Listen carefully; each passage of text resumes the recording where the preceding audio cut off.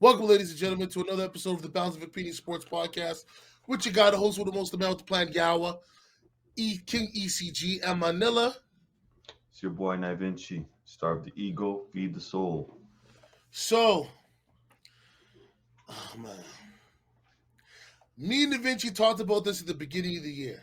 I stated some feelings I had. Da Vinci stated his feelings. I think a lot of people forget that we do watch basketball. I know you see us talking about MMA, and you see boxing. We watch sports. You see us talking about football. We watch sports. Okay. So the first thing I want to do before we go any further, before we debate anything right now, I want to play two clips, but I'm gonna play one first. That's just Shannon Sharp talking this morning on Undisputed, and then the next one I'm gonna play will be of him and Skip. Okay, but let's get to business. All right.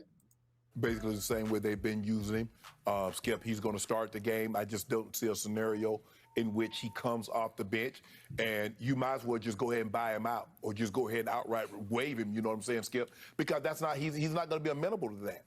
And you hear the reports that he fought this with deference, and he's been very defiant about that role with coaches and teammates. So I don't see a scenario, Skip, in which you can bring Russ off the bench.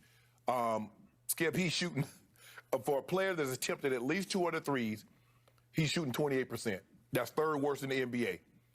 He's shooting 56% in the restricted area, worst of any player with at least 6 attempts per game. Yep. The restricted area, guys, that's the paint. That's the paint. That's like right there in the basket. That's the restricted area. He's shooting 56%. This is what it is. And he didn't he got off to a bad start with like, hey, Skip, the sun's gonna shine. I got beautiful kids at home. Yep. Boom. And then I have no expectations. Well, what expectations did you think I have? Well, we thought, we kind of thought, you probably thought you'd have a better record. And, no, I didn't think that. Really? What about the booze? Did the booze upset you? Nah, I got a wife and beautiful kids at home. So, Levinch, first things first, I'll let you go, sir. You let me know what you think. Oh shit, man. Yo, I know we stated this a couple times, and then people come at us, but you're a Westbrook fan. You're really not gonna accept the truth, right? But listen, for us, Westbrook as an individual basketball player, he's great. But guess what? Westbrook is for Westbrook, and that's how it's always been. Yeah. I know people don't like the truth, but it's as sweet and simple as that. And as what Shannon was saying, I agree with him 100%.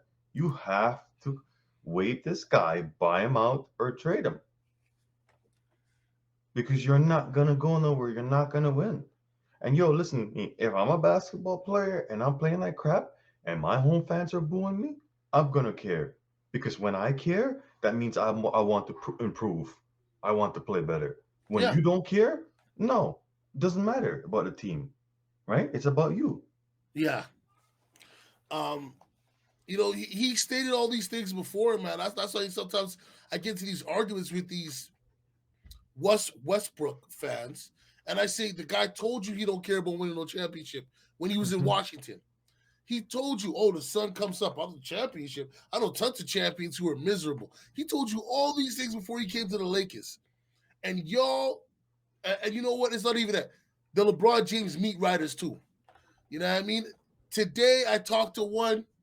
I'm not going to mention his name. He told me in very short words he doesn't even watch the Lakers right now anymore. He started watching them 2 months ago because he knew what was going to happen. So there in itself lets you know. I don't have no problem. Hold on. But he knows what's gonna happen. But you see, the thing is, he probably had hopes when he heard that news that Westbrook was going to the Lakers. Me and you had a lengthy conversation about raging at each other, like, Mm-hmm. what the hell is this? Yeah. Because we already saw that from a long time ago. As soon as we found out Westbrook was going to the Lakers, we called each other, and yeah, it was not pleasant. No, wasn't at all. You know what I mean? And like Westbrook, he's a good player on a bad team. If you have championship aspirations, he's not the player to put on your team. I'm sorry. It just won't work like that, okay? But before I go any further into my diatribe here, I'd like to play you one more exhibit, okay? One more. Let's go. Every time somebody asks, they're not trying to ask you a gotcha question. They're not. But he thinks everybody's always out to get him. For the longest time, as you mentioned in OKC, they coddled him. They did. They were never out to nobody was ever out to get him. As a matter of fact, even when he played bad, they gave him an excuse for why he played bad. They did. So now he plays bad. Y'all ain't gonna make no excuse for me? Where the excuse? I mean, for a decade plus, I've been having excuses. Remember, in Oklahoma City, if a reporter dared to ask him a negative question after a loss, that reporter was shut down and off, right? Right. So for me, Skip, I just don't see a situation where Russ can come off the bench. Yep. I see him in the exact same role, but I don't see a scenario in which he's back next year. Either he gets bought out, or you're going to have to package him in that first-round pick and move him. But you cannot bring him back. We said that before we played that, right? Yeah. That's exactly what we said, right? We said, yo, you got Rondo, you got him. Make Rondo play with the first unit. Have Russ come off the bench. Recently, we've been saying, yo, Russ has got to come off the bench, man. Like, there's no ifs, ands, or buts. He's got to come off the bench. There's no way. He will never sacrifice his own for the team. He'll never do it. He'll never put the team first. Yo, listen, I got it. Westbrook fans, they were going to see this and they're going to be like, oh, we're going at him. No. Like I said, individual, he's a great basketball player. But you want to know something? Facts don't got feelings. Hey, F your feelings. Tell me about the triple doubles. I'm going to say, did that equate to wins? Oh, yeah, come to the playoffs. No. I'm talking about championships. I'm talking about long playoff runs. I'm talking about being on the cusp of a championship. Did those triple doubles do that? No. Okay. So that's regular season. And I'm not going to downplay regular season, but come on now, man. We got to be real with the players that we're putting up on these, you know what I mean, pedestals, and acting as if, you know, they're gods because they did one thing, one achievement they have. Well, you talk about triple doubles, okay? If, like I said, our favorite two words, detail and context. Listen, if we talk about triple doubles and we talk about some of the triple doubles kings, right? Did these guys triple double account to a lot of wins? Absolutely. We're talking about Jason Kidd. We're talking about Magic. We're even talking about Luka right now. Those account to a lot of LeBron James. And a lot of team wins and all of that and success. Yeah. I mean, you know, Westbrook might get 3 triple doubles in a row and he loses the 3 games. Right? I mean, listen, man. Like I said, man, it's listen, he's for himself, and we've been saying that since day one. And people get mad at KD and said, why KD leave? If KD never left, KD would never had a championship, 2 championships. Never. If KD would have stayed with Westbrook, so say what you want. Yeah. But, you know what I'm saying? But at the end of the day, all I want to say is, okay, Russ, I wish the best for you. Hopefully, you know, you find somewhere to land and you get your stuff good and you figure yourself out. For me, though, I knew it was a bad fit from the jump. You know, I'm not going to be out here crucifying the man, but I did state a few things. You're going to see some shorts pop up here in the next few days, you know, from old shows. And yeah, you know, it just is what it is when it comes to that guy. Okay, so let me ask you a question.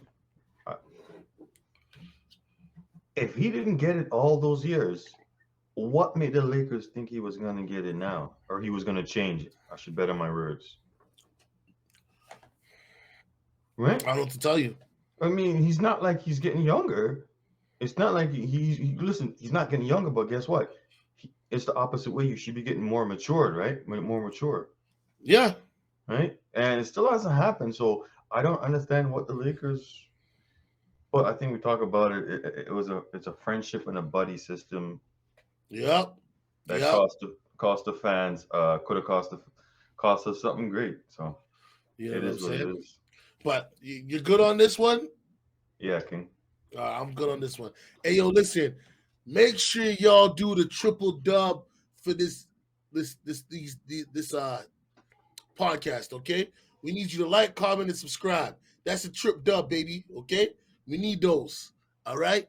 Other than that, though, till next time, y'all stay easy.